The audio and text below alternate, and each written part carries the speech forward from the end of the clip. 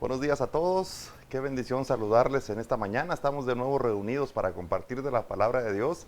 Gracias por recibirnos en tu casa, por recibirnos en tu hogar, donde podemos celebrar juntos el nombre de nuestro Señor y seguir aprendiendo y seguir conectados en ser discípulos. Pero este día estamos contentos, estamos felices también porque se acerca la festividad patria, la celebración del aniversario de nuestra Guatemala, un día más de la independencia.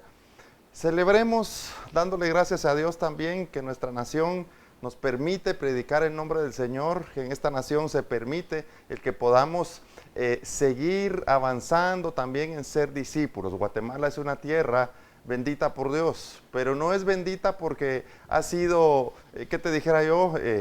Ha sido enviada la lluvia sobre el Señor. O sea, todos estos aspectos tienen que ver con la bendición. Pero realmente es tierra bendita cuando sus hijos se levanten como entendidos.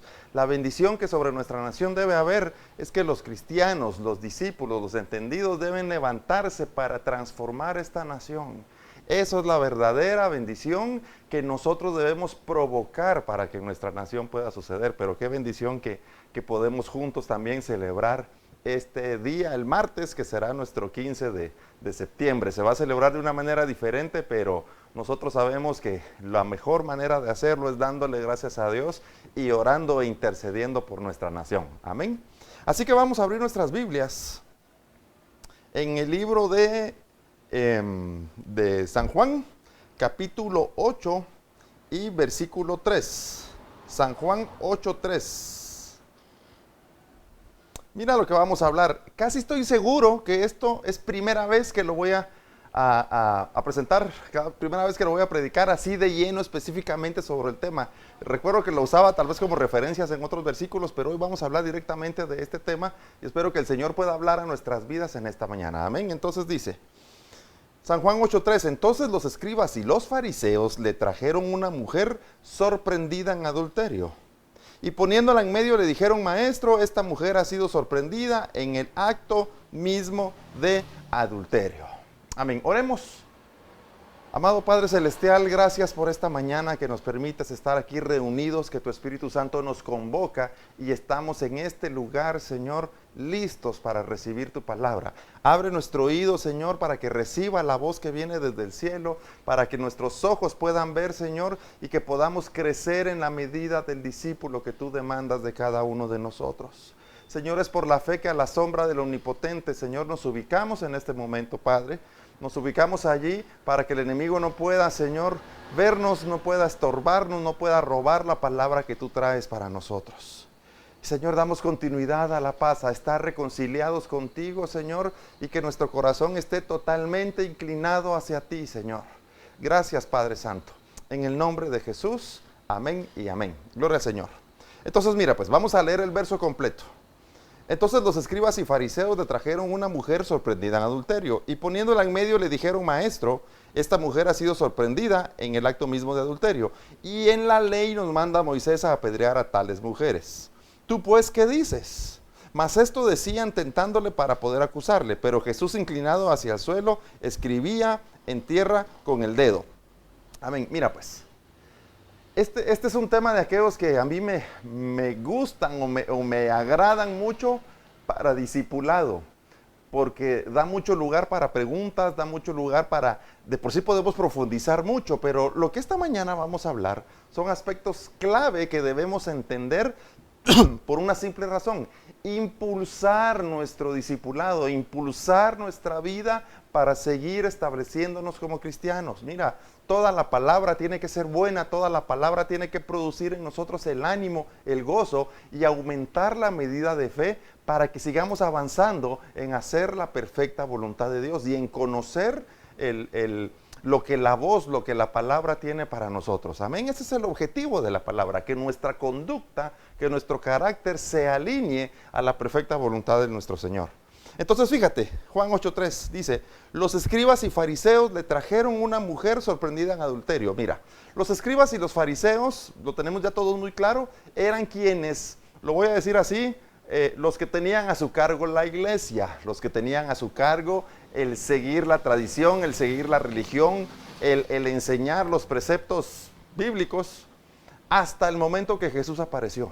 Pero cuando Jesús aparece predicando un evangelio distinto al que ellos predicaban, testificando de manera distinta a lo que ellos testificaban, enseñando en base al amor y enseñando en base a la vida. Jesucristo siempre predicó para salvar la vida, para restaurar al pecador, para declarar o hacer libre a quien se encontraba en aflicción, al endemoniado. Jesús siempre estuvo haciendo una enseñanza totalmente opuesta a lo que los fariseos y escribas tenían por costumbre ya en ese momento, puesto que ellos ya eran más, era más una posición de estatus o una posición social lo que los dirigía a ellos, el estar en cierto nivel de autoridad, más que enseñar verdaderamente la salvación y enseñar la palabra de Dios.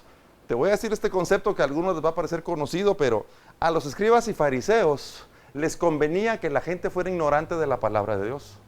Les convenía que la gente no tuviera, lo voy a poner si es en nuestro momento, que no leyera la palabra. Les convenía que la gente no orara. Era para decir, miren, la oración la voy a hacer yo. Ustedes no se ocupen de eso, solo ocúpense de ofrendar y de poner todo el dinero que se necesita. Ustedes no se preocupen de leer el texto bíblico o los rollos si fueran en aquel tiempo. Nosotros lo vamos a leer y se los vamos a explicar. Y así como se los decimos, así es como ustedes tienen que operar o tienen que responder.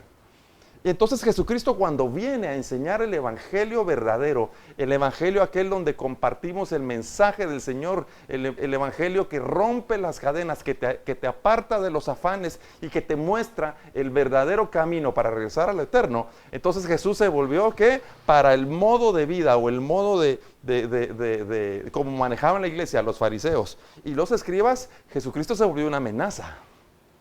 Porque la gente que los escuchaba a ellos y que iba a buscar acercarse a Dios, ahora decían, apareció uno ahí que es el hijo de un carpintero, que no es religioso, que no es de una iglesia, pero lo que está hablando es verdadero. Nuestro espíritu nos dice que lo que este joven de 30 años que ha empezado el ministerio, lo que está hablando ahí por las calles y las sanidades y los testimonios y los milagros y las liberaciones que se ven son muy diferentes a lo que hasta el día de hoy hemos conocido. Y por eso se vuelve Jesucristo una amenaza para estos. Entonces mira cómo es esto de contradictorio. Los que manejaban la iglesia, los que debieron recibir a Jesucristo y decirle, aquí está el templo que te estuvimos cuidando por años, aquí está la iglesia que por años estuvimos cuidando y edificando y alimentando para cuando tú vinieras, y entregársela en sus manos. ¿Qué fue lo que hicieron? No, este negocio es de nosotros, este templo es nuestro. Y todo lo que ellos se manejaban por apariencia, decían, vamos a perder lo que por años hemos construido, nuestro estatus, nuestro dinero, nuestra dignidad, nuestra manera de cómo la sociedad nos mira y cómo la sociedad nos respeta o se somete. Todo eso lo vamos a perder por causa de que salió, como diríamos comúnmente en la tierra, salió de la nada. Porque muchos no lograron, no fueron entendidos acerca del nacimiento de Jesucristo. A muchos les sorprende cuando Jesucristo aparece. Recuérdate que en la Biblia tenemos un lapso, por decirlo así, de niño hasta la edad de 12 años en los que no se sabe nada. Y luego de los 12 años, cuando lo vemos que aparece en su ministerio, viene prácticamente, si tú me entiendes lo que te quiero decir, viene del anonimato. ¿Cómo aparece alguien que no estuvo en nuestras grandes academias, que no estuvo en nuestros institutos teológicos, que no estuvo bajo el cuidado nuestro, donde podemos conocer qué es lo que estamos enseñando o cómo vamos a decirle que la iglesia debe ser? ¿Cómo aparece alguien de la nada haciendo cosas distintas? Entonces estos tienen una misión o se han propuesto algo en su corazón, y es que la gente deje de oír a Jesucristo y que regrese al modelo de lo que tenían antes. Yo no sé si esto te parece a ti conocido o si lo has vivido, pero hay muchos que inclusive hoy te van a decir, deje de oír cosas que lo confundan, deje de oír cosas que lo aparten de lo que tradicionalmente venimos haciendo.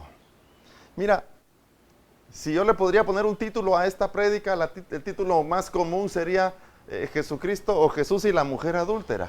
Pero en realidad, lo que yo espero que pueda producir esto es que abandonemos la religiosidad y abandonemos la tradición, y podamos reconocer el valor de lo que la voz, de lo que la palabra está alzando, o la voz que está surgiendo para que nuestra vida pueda ser impactada y verdaderamente transformada. Es necesario que dejemos la religiosidad, pero no dejes la religiosidad por palabras de alguien más o por comentarios o por bonitas frases. Deja la religiosidad basado en lo que la palabra de Dios dice. Tú y yo tenemos que ser activos, tú y yo tenemos que ser los actores directos de participar, de leer la palabra de Dios, que no te la cuenten. Sé tú el que tenga esa experiencia de vida para que surja la palabra en nuestro espíritu, en nuestro corazón, y esta nos guíe por el camino para salvación, y esta nos guíe para conocer verdaderamente al Maestro. Amén. Entonces, los escribas y los fariseos, los de la iglesia, le trajeron una mujer sorprendida en adulterio y poniéndola en medio. Entonces, ¿qué sucedió aquí? Jesús está en un momento en el cual Él está enseñando o discipulando o predicando entre las multitudes. Él está con un montón de gente predicando y vienen los fariseos y le ponen a una mujer hasta adelante en medio. Y dice, y le dijeron: Maestro, esta mujer ha sido sorprendida en el acto mismo del adulterio. Ahora te voy a decir algo aquí. ¿Por qué los fariseos le traen la mujer a Jesús? Porque si hacemos un poco de historia, si lo queremos ver así, cuando Jesús fue capturado, digamos, o cuando Jesús fue arrestado, ¿a dónde lo llevaron? Lo llevaron ante el concilio de la iglesia, donde estaban los sacerdotes, los fariseos. ¿Por qué lo llevaron ahí al concilio? Porque en el concilio obviamente había ya un complot en contra de Jesucristo. En el concilio lo que querían era encontrar la razón y la causa para acusarle. Inclusive había muchos testigos falsos que tenían que presentarse ahí, o se presentaron más bien dicho, para hablar acerca para dar un testimonio falso de Jesús. Pero dice la palabra que se les complicaba porque los mismos testigos falsos se contradecían unos con otros. Pero lo que quiero decirte es, Jesús fue llevado ante el concilio de la iglesia para allí poder dilucidar su situación en la cual lo querían condenar para que él ya no estuviera estorbándoles en su industria religiosa. Ahora, esto es lo que hace normalmente el fariseo. Pero fíjate, ¿y por qué esta mujer que fue encontrada en adulterio se la llevan a Jesús? ¿Por qué no la llevan al concilio? Si las cosas, por decirte, morales, o las cosas las cuales se implicaban donde la iglesia evaluaba la conducta de la gente, era en el concilio de la iglesia donde se evaluaban. Era delante del sumo sacerdote. En el caso de Jesucristo, ahí aparece Caifás con él. Pero aquí te digo, ¿por qué esta mujer es llevada con Jesucristo? Si estos no le reconocen como Señor, no le reconocen como Maestro, ¿por qué se la llevan a Él? Y ahí nos muestra el corazón de los fariseos, el corazón de los religiosos. Ahí te muestra cómo a conveniencia propia empiezan a conducirse, no para que la verdad pueda salir, no para que una restauración se pueda hacer, sino para conseguir su propósito engañoso, turbio y oscuro. Entonces, ¿por qué le llevan esta mujer a Jesucristo? Y en el mejor momento, justo enfrente de todos, cuando Él está enseñando la palabra. Entonces, si leemos en Lucas, capítulo 19 y versículo 7, dice: al ver esto, todos murmuraban diciendo que había entrado a posar con un hombre pecador. Están hablando de Jesucristo. Pero lo que te quiero decir es cómo, y lo vamos a encontrar en muchas porciones bíblicas. Hoy no quise agregarle muchas para no alargar esta prédica, pero cómo la gente, los fariseos, y te voy a agregar, y nosotros mismos, tenemos el valor, fíjate, o somos valientes para decir, es que este es pecador. Porque aquí están diciendo, ¿y cómo Jesús entra a comer, a posar, a compartir la mesa con un pecador? E inmediatamente ponen la acusación hablando de quién es pecador. Ahora, lo que esto define es cuando tú y yo decimos, este es pecador, se supone que entonces tenemos la calidad para decir, este es pecador y este no. Y eso sucede porque estamos emitiendo prejuicios. Y los prejuicios solo vienen a ser el reflejo de lo que verdaderamente hay en nuestro corazón. Mira, aquí algo que no podemos olvidar en cada porción bíblica que leemos es que las cosas a las cuales nosotros nos referimos o las cosas que nosotros llamamos por un significado, Dios le tiene otro significado en lo espiritual. No necesariamente lo mismo que nosotros hemos aprendido con un valor terrenal es el mismo valor en lo espiritual. Y aquí me voy a adelantar de una vez. cuando se está hablando de que trajeron a Jesús una mujer en adulterio, déjame decirte que el valor, y tú ya lo sabemos, lo hemos hablado, el valor bíblico de la mujer, o de la mujer, es la iglesia, cuando lo entendemos. Y si el valor bíblico de la mujer que estaba en adulterio, entonces es la iglesia que está en adulterio. Pero también la palabra define que la iglesia somos nosotros. Quiere decir que tú y yo nos tenemos que ver reflejados en esta mujer, en esta iglesia que fue llevada para acusarle delante de Jesucristo. Y entonces cuando dicen, es que ¿por qué Jesús está con pecadores? ¿Y cómo puedes tú o cómo puedo yo acusar a la gente de que son pecadores? Eso no nos corresponde a nosotros. Lo que nos corresponde a nosotros es predicar, enseñar el mensaje de Jesucristo y llevar el evangelio con amor, con gozo y con fe. Pero es tan fácil y hemos sido programados para acusar y hemos sido programados para decir qué es bueno y qué es malo. Y es más, en esta generación, en esta sociedad que actualmente estamos viviendo, la gente se anima a decir esto es bueno y esto es malo. Y cuando tú preguntas ¿y por qué es bueno? Te dicen porque sí. Y cuando dices ¿y por qué es malo? Te vuelven a decir porque sí. Porque no hay un fundamento. Mira, estamos en una sociedad similar a esta, que actúa sin fundamento, que actúa sin una base, no quiero que se entienda mal, pero sin una base lógica. Simplemente lo que está diciendo es, porque a mí se me ocurre, porque yo digo que es malo, esto es malo, porque yo digo que este es pecador, este es pecador. Y esa es la manera en la que nuestra generación se conduce actualmente. Por eso esta generación se ha vuelto perversa. Esta generación se ha dejado... ha despertado ideologías, ha despertado caminos que no debemos caminar, ha despertado ideas y movimientos sociales, los cuales van totalmente en contra del principio eterno y del principio bíblico que cada uno de nosotros debe tener para conducir nuestra manera de vivir.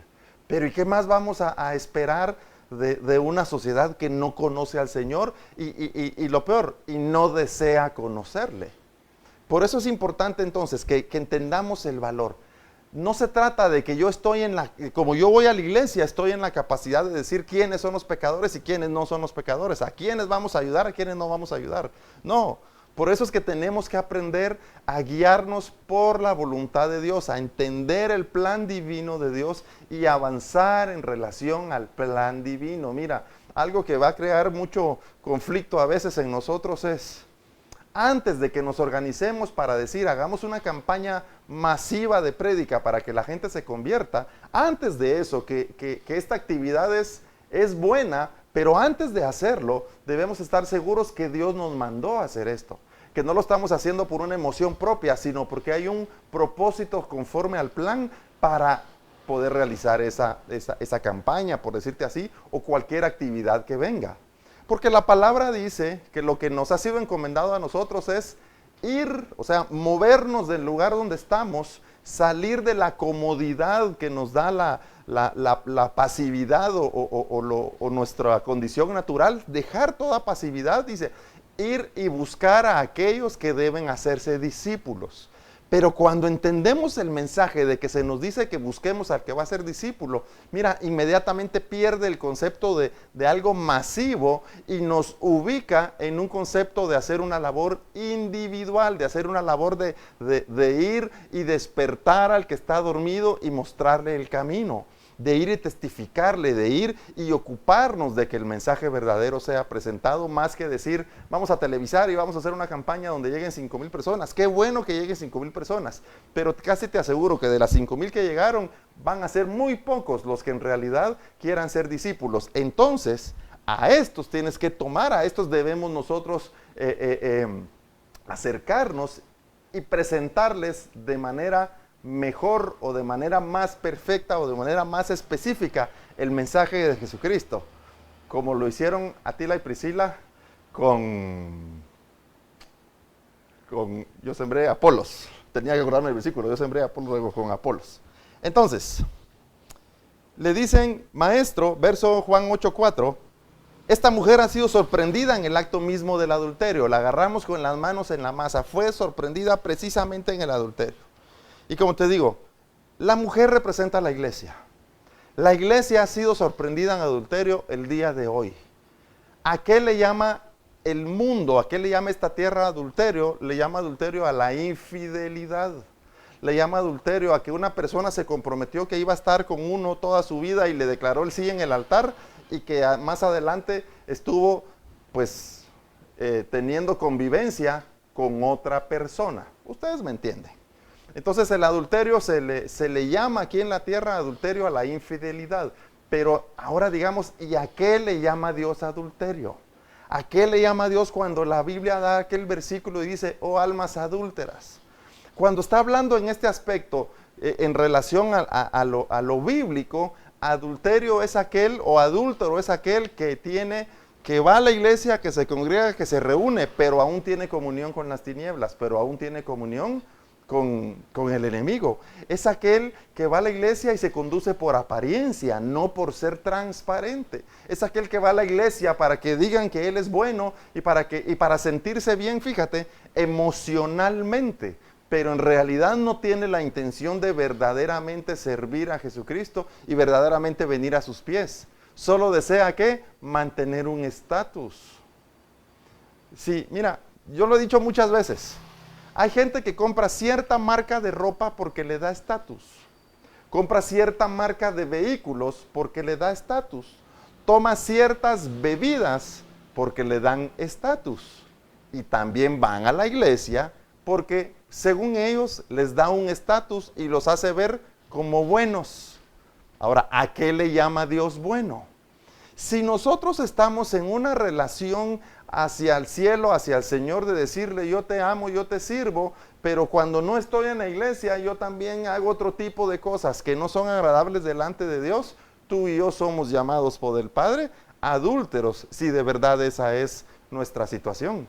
El Señor no vino a decirles a todos, a sus discípulos y a la gente que predicaba, miren, háganle como puedan, y primero Dios, ustedes logran reducir el pecado y volverse agradables delante de Dios. No, Jesucristo vino a decir de una vez, arrepentíos, el reino de los cielos se ha acercado. Abandonemos toda posición, toda obra, toda condición que no es agradable delante de Dios, pero que despierten nuestros ojos. No podemos ser buenos en la iglesia y cuando estamos de nuevo en la casa o en nuestros trabajos, ser aquellos que roban, que mienten, que adulteran según la condición de esta tierra, aquellos que en realidad no se comportan conforme a lo que la palabra dice, conforme al discípulo. Por eso es que el discipulado es una actitud de vida. No son las palabras que yo pueda poner ahorita en tu espíritu, no son las palabras que puedan entrar para decir, tengo que ser una mejor persona. No, el discipulado es que yo dejo totalmente la manera de vivir de este mundo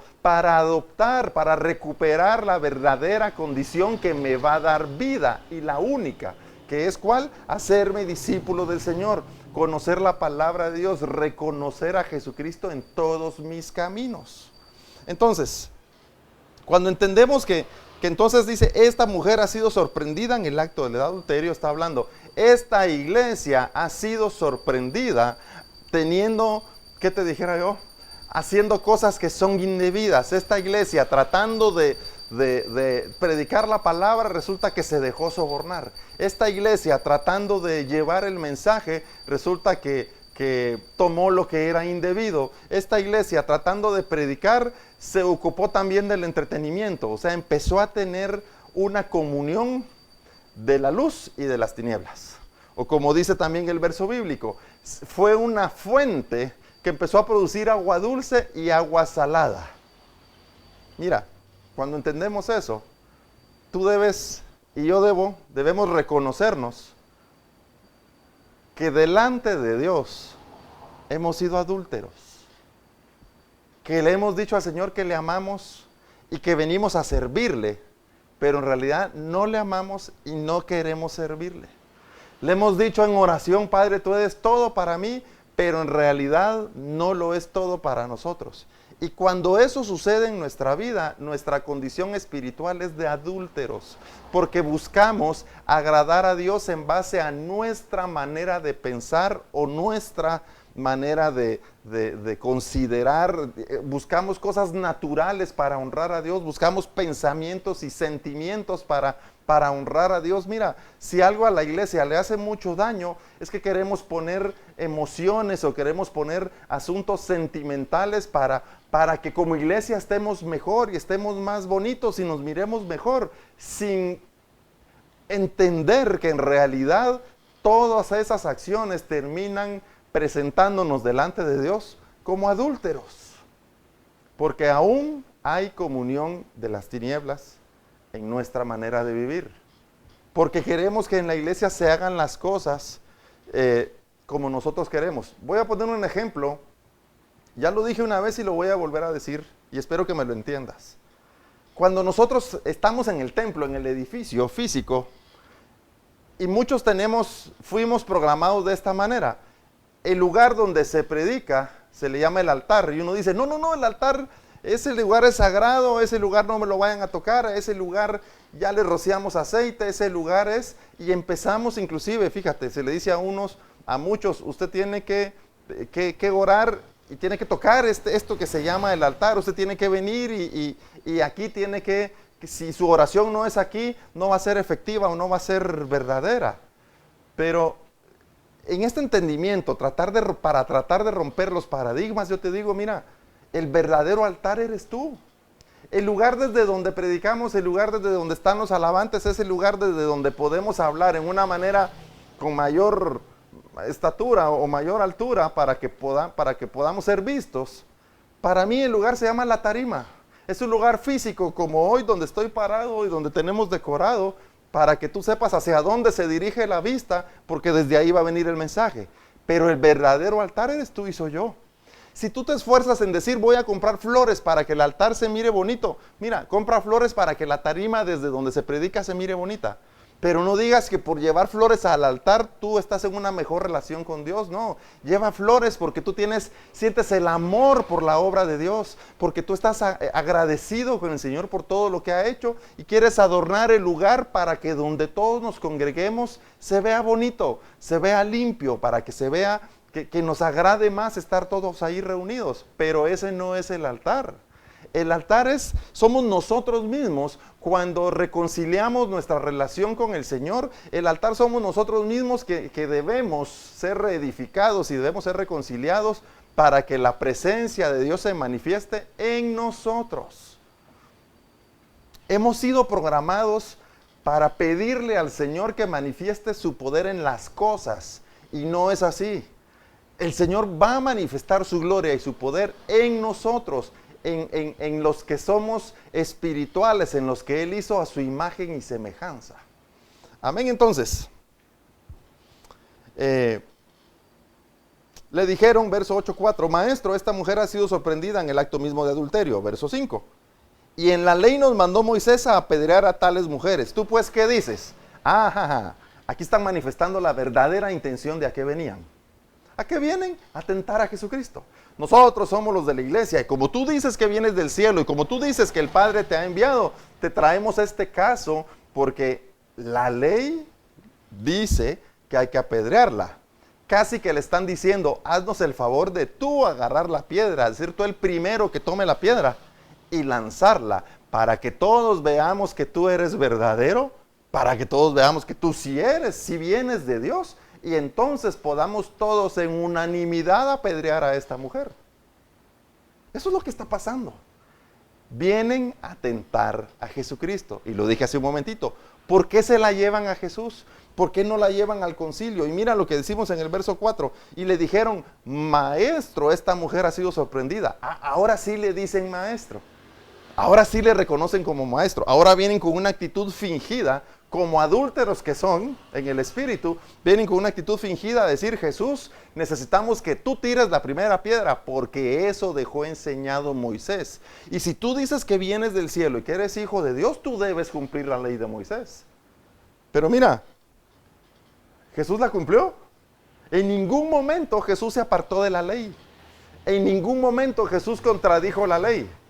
Al contrario, lo que hizo Jesús fue darnos una mayor medida, mayor porción y mayor entendimiento de la ley y de la gracia. Porque te digo, la ley de Moisés la hemos aprendido en base a los discipulados y le llamamos la ley condenatoria de Moisés. La ley de Moisés es condenatoria y fue necesaria que ésta surgiera porque antes de que bajara Moisés del monte con la ley para enseñársela a la gente, no había nada que rigiera la conducta de la gente. Entonces, para decirle a alguien que está siendo pecador, ¿contra qué lo estamos evaluando o contra qué le estamos diciendo a él que es pecador? No había manera de decirlo. ¿Cómo le van a decir a alguien, tú te pasaste un semáforo en rojo si no hay una ley que prohíbe pasarse un semáforo en rojo? ¿Cómo le dices a alguien, tú estás hablando malas palabras o estás hablando soezmente si no hay una ley que indique qué es lo que se define como malas palabras o qué es lo que se define como hablar soezmente?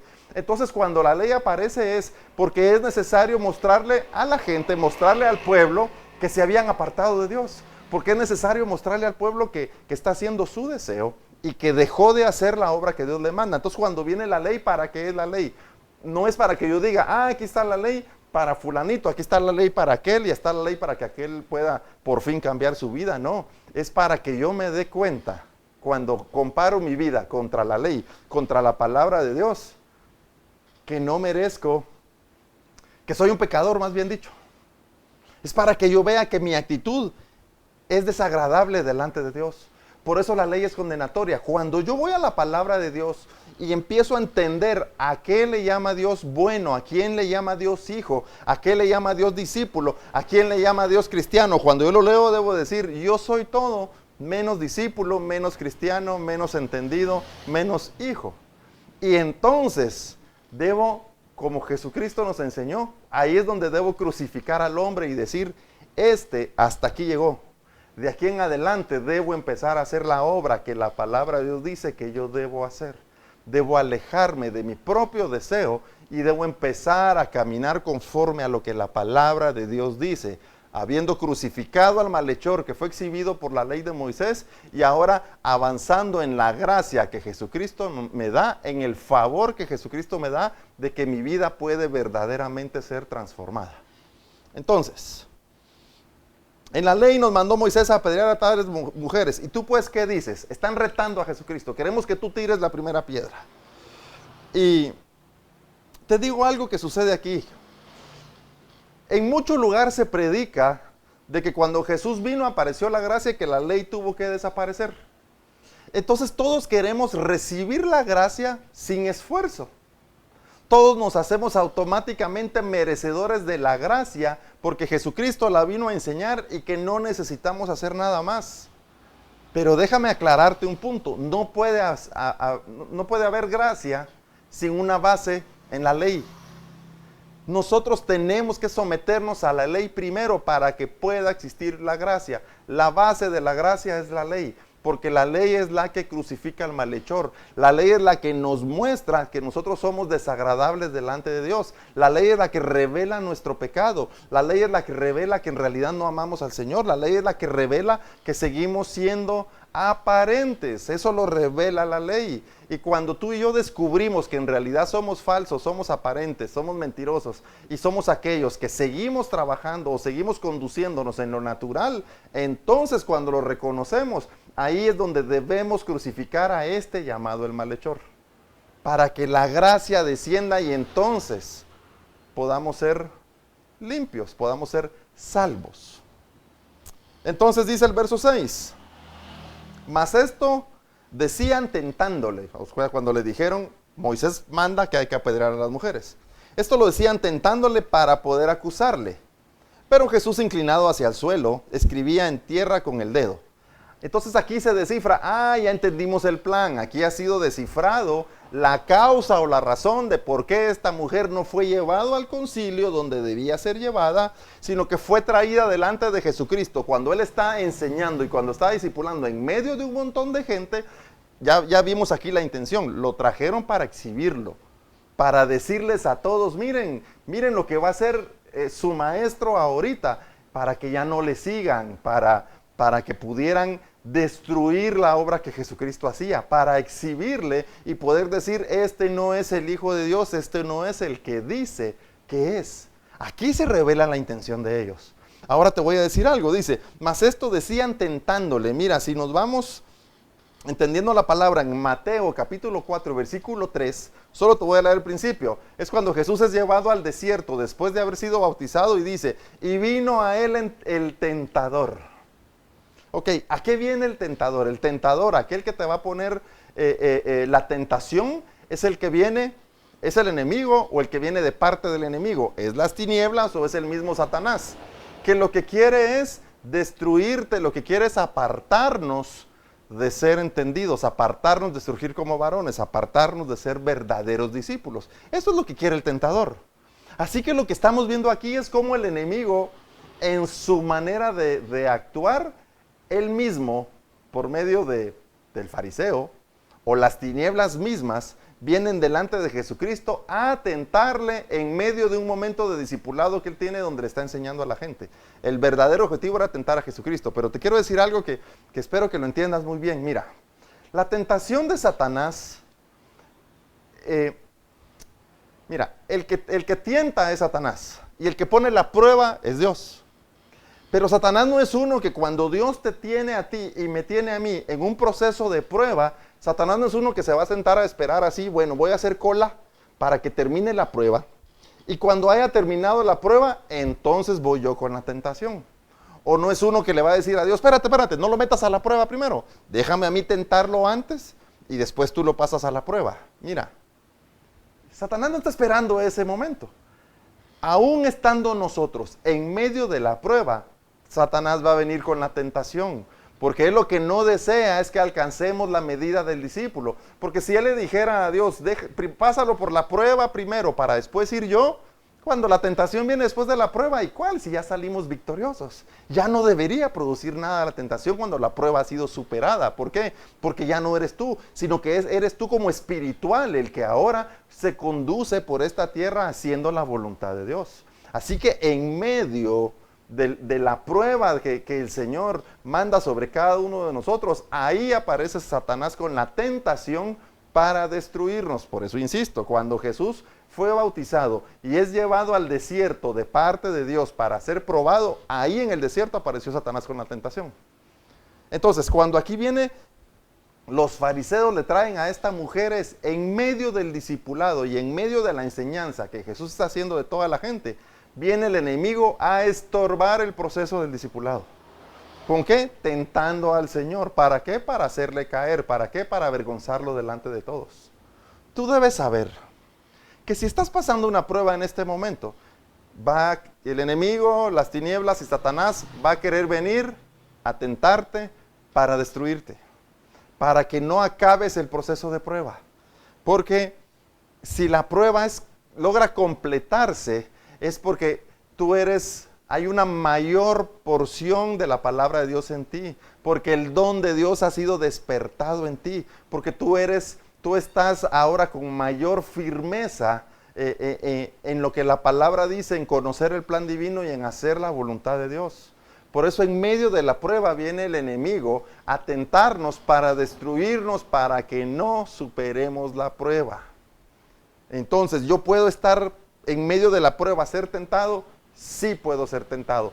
Por eso es que yo debo en la prueba, ¿qué es lo que tiene que suceder? Mi oído tiene que ser abierto y yo tengo que buscar la voluntad de Dios. Yo tengo que conocer lo que la palabra dice, me tiene que ser revelada la palabra de Dios.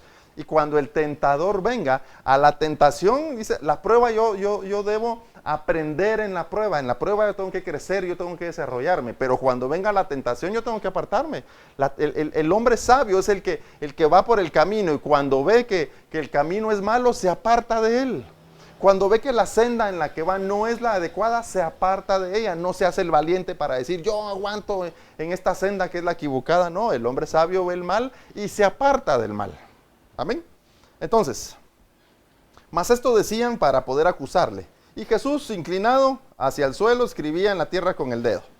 Entonces ya vemos que viene la tentación en medio de una operación de enseñanza, de discipulado, de hacer libre a la gente de la información de la tierra. En medio de eso aparece la tentación. Entonces, déjame decirte algo aquí que es bien importante. A los fariseos no les importaba el pecado de la mujer. No les interesaba el pecado de ella ni lo que en ella podía suceder. En realidad lo que ellos querían era exhibir a Jesucristo. y dejarlo, según ellos, como mentiroso, y dejarlo, según ellos, como alguien que iba a apartarse de la ley de Moisés y que iba a ir en contra de lo que se predicaba o se enseñaba, y lo iban a exhibir como falso para que se terminara su ministerio y ellos pudieran regresar a su industria evangélica a seguir manipulando y viviendo de apariencia.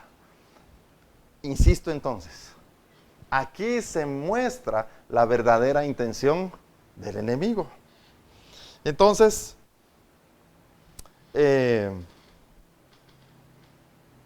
déjame decirte algo. En medio de este caminar que tenemos como cristianos, que no te extrañe que vengan fariseos a acusarte, que no te extrañe que vengan conocidos tuyos o algunos que nosotros hasta les podemos llamar cristianos para confundirte, para tentarte, para decirte, no hombre, si usted era buena gente, ¿por qué ahora que va a la iglesia, antes nos reuníamos a hacer fiestas o nos reuníamos a hacer cierto tipo de cosas y lo dejó de hacer? ¿Por qué lo dejó de hacer? ¿Por qué se aparta de los amigos? ¿Por qué sucede esto? Mira, y el tentador va a venir en medio de cada proceso en nuestra vida en el que queremos hacer la voluntad de Dios y acercarnos al Señor. Va a venir el enemigo a tentarnos. Va a venir el enemigo con algo para producir en nosotros el que nos apartemos de hacer la voluntad de Dios y regresemos a nuestra manera antigua o vana de vivir. Y verso 7, Juan 8:7. Y como insistieran en preguntar, y como insistieran en preguntarle, dice, Jesús se enderezó y les dijo, mira, esto es clave. Lo que aquí vamos a ver ahorita es cuando Él se endereza, cuando Él se pone firme, Él estaba escribiendo con el dedo, y cuando se para la voz se va a manifestar. Aquí es donde lo hemos predicado muchas veces, es que la palabra de Dios, la Biblia, debemos entenderla como la voz de Dios, como la voz del cielo. Por eso es que esta debe romper nuestras ataduras, debe romper nuestras vanidades, debe romper nuestra conducta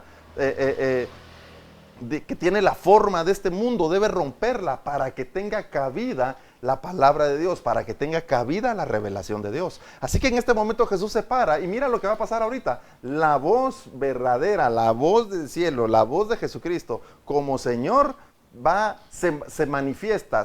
En este momento va a hacer una declaración y esto es clave para lo que estamos aprendiendo. Entonces, Jesús enderezó y les dijo, el que de vosotros esté sin pecado, sea el primero en arrojar la piedra contra ella. Voy a irme al principio, al verso 3. Cuando todos estos fariseos y escribas, dice aquí, escribas y fariseos, traen a la mujer delante de Jesús para decirle, traemos a una adúltera delante de ti para acusarla. Jesús ya sabía que en realidad los adúlteros eran todos. Jesús ya sabía, es que no es solo la mujer la que ustedes me están trayendo en adulterio. Ustedes también son adúlteros. Y mientras se está desarrollando este momento, Jesús está como esperando a decir, ¿y en qué momento ustedes van a reconocer que son adúlteros? ¿En qué momento van a reconocer que la ley de Moisés también debe aplicar en ustedes? ¿En qué momento van a reconocer que ustedes llaman adulterio a lo que esta mujer hace porque fue encontrada, dice, en el acto del adulterio? Pero lo que ustedes hacen engañando a la gente, lo que ustedes hacen predicando la prosperidad, lo que ustedes hacen predicando el acomodamiento, lo que ustedes hacen predicando el que la gente no lea la palabra que ustedes la van a leer, que la gente no ore, que ustedes van a orar por ellos. Pero eso que ustedes hacen también los hace adúlteros. Y puedo pensar a Jesús esperando a decir, pero bueno, si vamos a hablar de adulterio, ok, deme 5 minutos y yo voy a decirles aquí quiénes son los adúlteros verdaderos, si la mujer o ustedes también. Así que cuando Jesús en este momento se levanta y dice, el que de vosotros esté sin pecado sea el primero en arrojar la piedra, está diciendo, otro de estos que tampoco haya cometido adulterio, el que esté limpio de adulterio, tire la piedra. Sin embargo, te digo algo. En muchas porciones bíblicas, Jesucristo les había enseñado a la gente que Él conocía sus corazones. Y le enseñaba a la gente que no era necesario, se los había testificado, que no era necesario que le dijeran las cosas, que Él ya las sabía. Y por eso hay una porción bíblica donde les dice, ¿y por qué ustedes en sus corazones dicen, ¿y quién es este para perdonar pecados? Y me imagino a ellos viéndose uno al otro, ¿quién abrió la boca? ¿Quién lo dijo? Solo lo pensamos. Pero Jesús demostrándoles, yo conozco sus pensamientos. Así que cuando Él se detiene aquí, se pone de pie y manifiesta la voz y dice, el que esté libre tire la primera piedra, es, yo conozco sus corazones. Está diciendo, es que ustedes también son adúlteros. Entonces, fíjense, aquí solo el que no es adúltero es el único que puede tirar la piedra. ¿Y quién es el único? Jesucristo. Y los demás, todos están en una relación de adulterio. ¿Por qué? Porque no honran a Dios. Porque no sirven verdaderamente a Dios. Porque van a la iglesia a buscar su propio deseo y no a escuchar lo que Dios reclama o lo que Dios pide de cada uno de nosotros. No van a rendir sus vidas delante de Dios, sino que van a pedirle a Dios que les haga favores y milagros para continuar con sus vidas miserables, con sus vidas llenas de pecado. Si tú y yo vamos hoy a la iglesia todavía para pedirle a Dios que siga bendiciendo nuestro adulterio, mira, mejor cállate y deja de orar. Mejor yo me tengo que callar y dejar de orar. Señor, yo vengo para que me bendigas y me des una casa y me des un carro para que yo continúe viviendo en lo que tú llamas adulterio. Y eso es lo que la iglesia de hoy, ese es el problema que la iglesia de hoy tiene. No enseña la verdad de la palabra de Dios, sino que acomoda la palabra para que tú te sientas bien y sigas dando dinero. Pues sí, o sea, son indultos. Pero si el tema es de indultos, entonces ¿para qué nos vamos a hacer bolas? Mejor hagamos el negocio claro de una vez. Páguenme y yo les doy un certificado de que están sanos y que son salvos y se acabó. Pues ¿para qué vamos a hacer todo el ejercicio de la prédica? Entonces Jesucristo, cuando la voz aquí se manifiesta, es, todos ustedes son adúlteros. Pero quiero que le pongas mucho énfasis a esto. Es que cuando la voz de Jesucristo se manifiesta, ninguno podemos resistir a la voz verdadera. Cuando Jesucristo se presenta delante de ti y de mí y nos llama para decir que debemos servirle, mira, tú debes de servirle, no te resistas. Cuando en la palabra dice que somos necios, no te resistas a entender que efectivamente somos necios para poder retomar el camino y ser sabios y ser entendidos. Así que aquí cuando la voz se manifiesta, la voz produce en el interior de estos para decir, bueno, entonces el que no ha cometido pecado, el que esté libre de pecado, de todos los que estamos aquí, el que no sea adúltero, tire la piedra. Ahora, pero es como la voz de Jesucristo se ha manifestado, no lo pueden resistir y se ven expuestos. Lo que te acabo de decir hace un rato. ¿Y ustedes por qué dicen en sus corazones que yo no puedo perdonar pecados? Cuando Él dice, bueno, el que esté libre de pecado, pero inmediatamente se ven ellos, ¿cuál sería la palabra? Se ven ellos impactados en decir, hemos sido expuestos. Nosotros somos los adúlteros, nosotros somos los pecadores. Y eso es lo que sucede cuando se manifiesta la voz. Cuando por medio de la palabra estamos enseñando o predicando, y tú dices, efectivamente yo soy el necio, mira, la voz se ha manifestado. Porque mientras no reconozcamos que hay necedad en nuestros caminos, no nos vamos a apartar de la necedad. Por eso es importante que la voz, permitamos que la voz se manifieste. Por eso es importante oír las enseñanzas para que nosotros podamos decir, sí, yo soy ese que necesita buscar más de Dios. Pero sigamos leyendo. Entonces el grupo querían apedrear a la mujer acusándola de adúltera, cuando en realidad todos eran los adúlteros.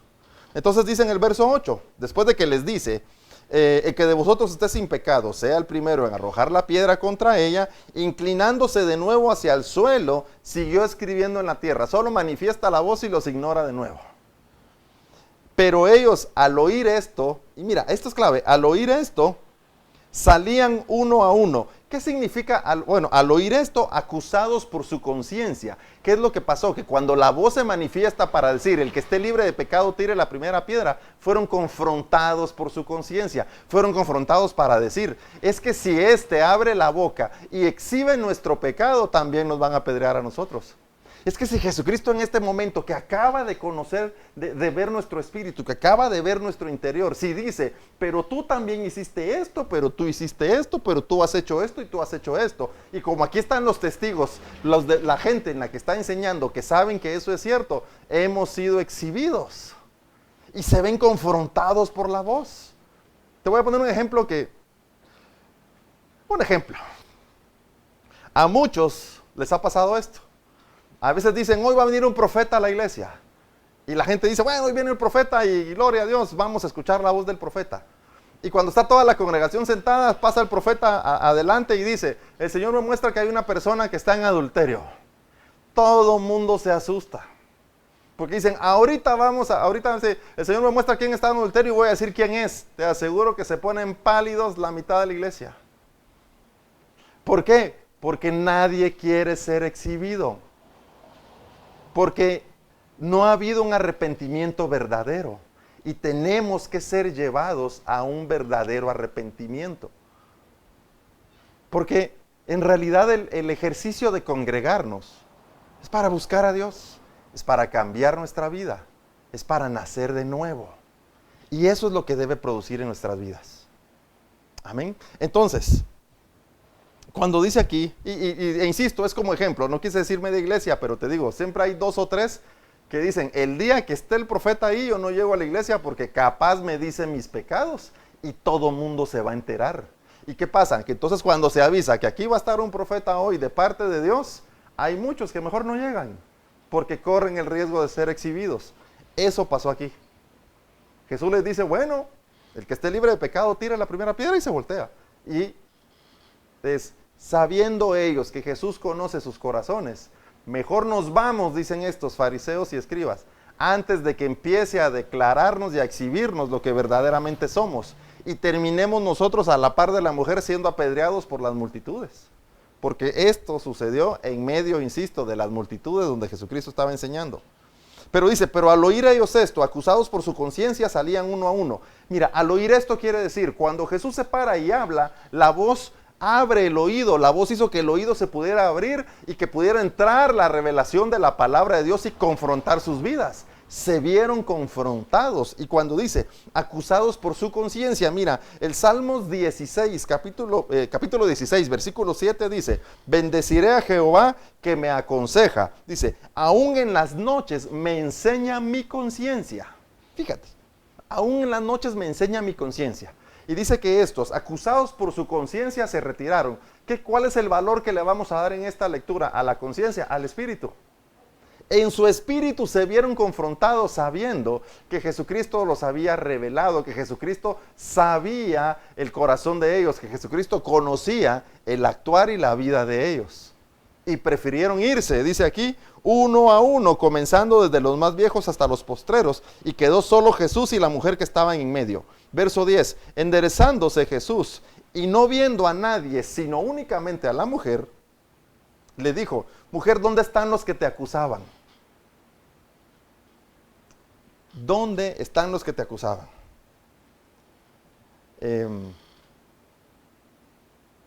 ¿Ninguno te condenó? Ahora mira, y de nuevo, la voz manifestándose. ¿Dónde están los que te acusaban? ¿Ninguno te condenó? Ella dijo, ninguno, Señor. Entonces de nuevo la voz se manifiesta y Jesús le dice, ni yo te condeno, vete y no peques más. Mira, con esto vamos a terminar. Muchos de nosotros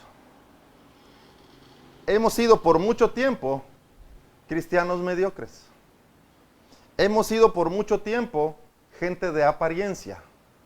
Hemos sido por mucho tiempo gente que no busca verdaderamente a Dios, sino que solo desea pasar un buen momento o generarse un buen testimonio.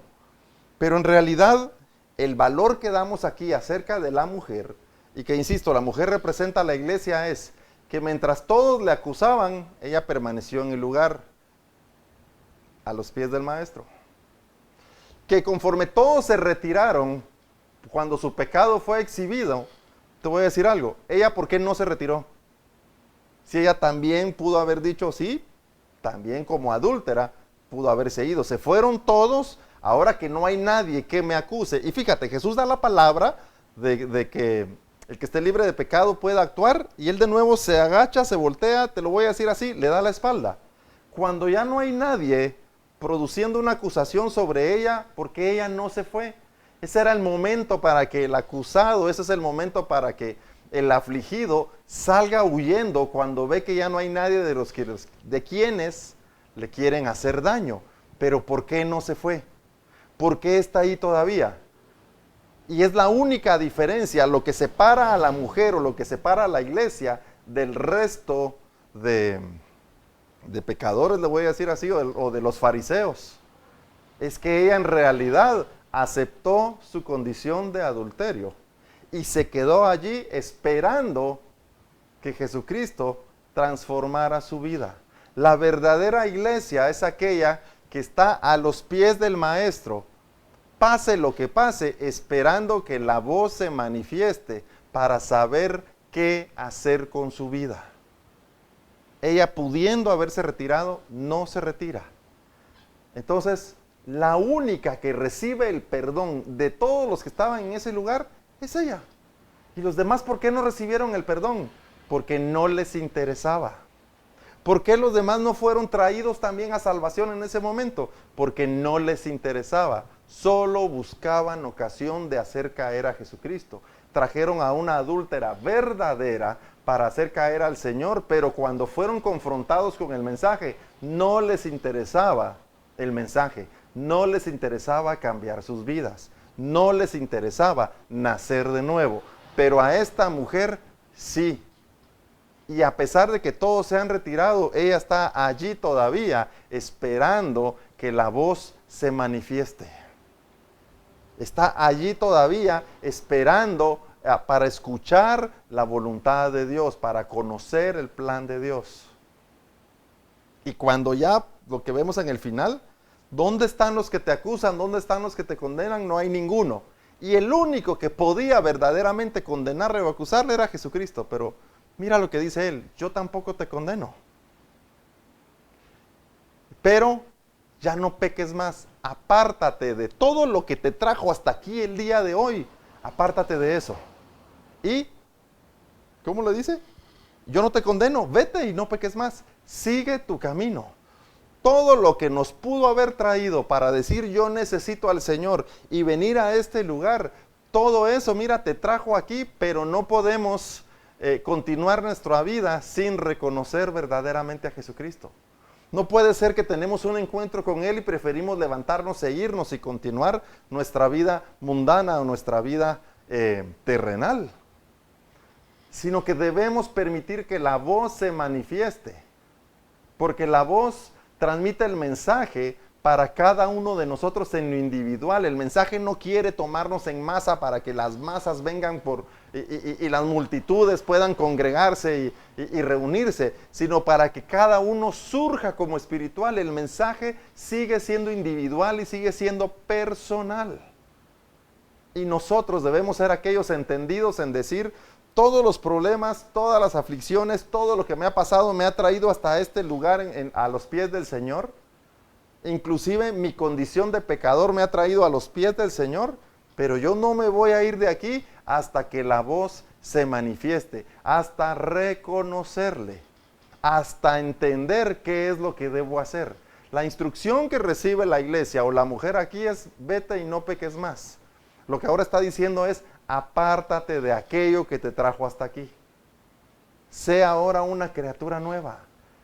Recibe ahora, fíjate, el don de la vida. El Señor le acaba de dar a esta mujer el don de la vida, porque ella fue traída allí por condenación y fue traída ahí para morir, fue traída ahí para lapidarla. Pero Jesucristo acaba de darle el don de la vida. pero la vida únicamente la va a conservar o la va a mantener cuando se aparte del pecado. Así que tú y yo hoy debemos estar muy claros en que nuestra condición de pecadores, nuestra condición de ser aquellos que han hecho su propio deseo, nos ha traído hasta este momento, hoy 13 de septiembre, hasta este momento nos ha traído aquí, pero es el momento para que digamos, yo debo abandonar esa vida de pecado. Y lo que en realidad debo hacer es reconocer al Señor en mis caminos. Ya no quiero ser aquel de doble ánimo, ya no quiero ser esa fuente de agua dulce y agua salada, ya no quiero ser el aparente, sino ahora quiero ser verdadero. Ahora quiero que me llamen por mi nombre. Ahora quiero ser la iglesia que Jesucristo ama y no los que aparentan ser una iglesia y que el Señor no conoce. Así que esta reflexión, esta palabra, esta parábola debe producir en nuestra vida el reconocer nuestra condición delante de Dios y decirle, ya no podemos seguir en esta condición. Ahora debo seguir conforme a tu voluntad, debo hacerme un discípulo verdadero, debo hacerme un cristiano verdadero para que verdaderamente el evangelio pueda operar en mi vida, para que verdaderamente la palabra surja en mi vida, para que el Espíritu Santo encuentre morada en mí y que yo pueda afirmar mi lugar en la eternidad. Así que quiero que hagamos una oración por aquellos que quieren reconocer al Señor como Salvador, o aquellos que quieren reconciliar, o aquellos todos a quienes este mensaje ha tocado nuestro corazón. Este es el momento para que podamos orar. Amén. Amado Padre Celestial, gracias, porque todo lo que pudo haber sucedido en nuestras vidas, Señor, nos trae hasta este momento delante de ti.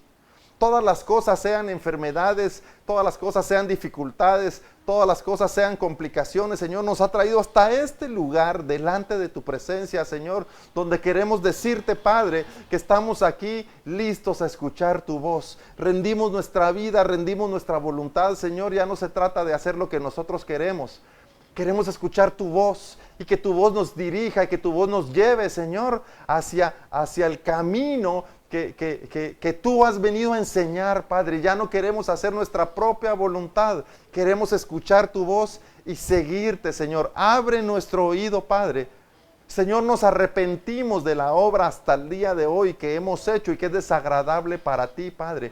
Nos arrepentimos inclusive de ser ignorantes de tu palabra. Nos arrepentimos de lo poco que nos presentamos en oración delante de ti. Pero queremos pedirte, Señor, que nos levantes y que nos tomes en tus manos como la verdadera iglesia, Señor. Queremos escuchar el don de la vida por medio de tu voz, por medio de tu palabra, para saber, Señor, cuál es el camino hacia la eternidad.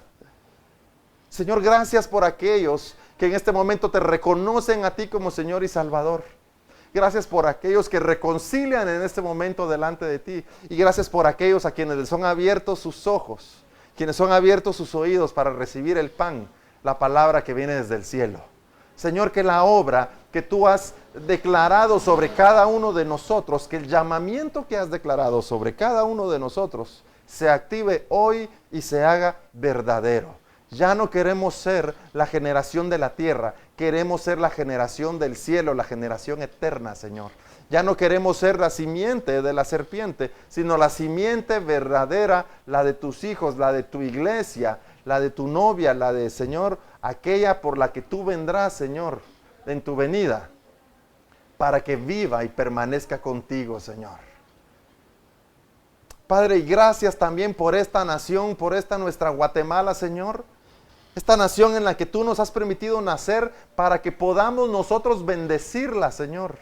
Para que nuestros actos, para que nuestra palabra, para que nuestro testimonio bendiga a esta nación y podamos por medio de ese testimonio declarar que tú eres el Señor de Guatemala, Padre. Haznos un pueblo más unido, haznos un pueblo entendido, haznos que podamos surgir, Señor, como hijos tuyos, como hijos del cielo, Padre Santo, para hacer la diferencia en esta Guatemala que tanto lo necesita. Clamamos por nuestra nación, intercedemos por nuestra nación, Señor, y haznos sabios, haznos dignos, Señor, haznos entendidos de sanar esta tierra, de doblar nuestras rodillas, de inclinar nuestros rostros, de reconocer nuestro pecado para que pueda sanar esta tierra, Padre. y que se cumpla tu perfecta voluntad en esta nación y en cada uno de sus departamentos y municipios y poblaciones. Gracias, amado Padre Celestial, en el nombre de Jesús. Amén y amén. Si esta palabra fue de bendición para ti, compártela. Compártela con tus amigos, compártela con tus familiares, compártelas con aquellos que sabemos que necesitan una palabra de parte del Señor para que sus vidas puedan cambiar. Somos Iglesia Tiempo Nuevo, Casa de Presencia en Mazatenango. Es un privilegio compartir la palabra contigo y nos vemos todos los domingos a las 10:30 de la mañana en este lugar virtual. Así que sea una semana de mucha bendición y que puedas tú crecer en conocimiento, crecer en la palabra de Dios y crecer como discípulo. Dios te bendiga, te amamos.